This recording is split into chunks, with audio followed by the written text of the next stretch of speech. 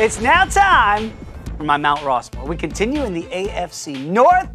And the last of the four teams, sorry, you've been last, and that's why we put the Cleveland Browns last. Remember, this is my list of guys that I've seen in my lifetime. My dad taught me a long time ago. He says, Dave, you can have your Emmitt Smiths and your Barry Sanders. You give me Jim Brown 6 days a week and twice on Sunday. I never saw Jim Brown play. I never saw Otto Graham play. So I can't put those guys on my Mount Rossmore of the best ever Cleveland Browns. But I can put Ozzie Newsome. And I think Ozzie Newsome might be one of the best tight ends we've ever seen in the game. The numbers speak for themselves. It's a 5-time All-Pro, a 3-time Pro Bowler. He's a Hall of Famer. And you look at the numbers, you have to have Ozzie Newsome, an old member of the original Cleveland Browns, on that list.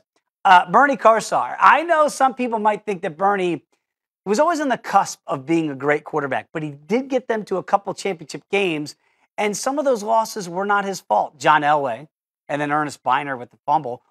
If those things didn't happen, Bernie Kosar would have been a 2-time Super Bowl quarterback, maybe even a champion. But he wasn't, but yet he makes my list.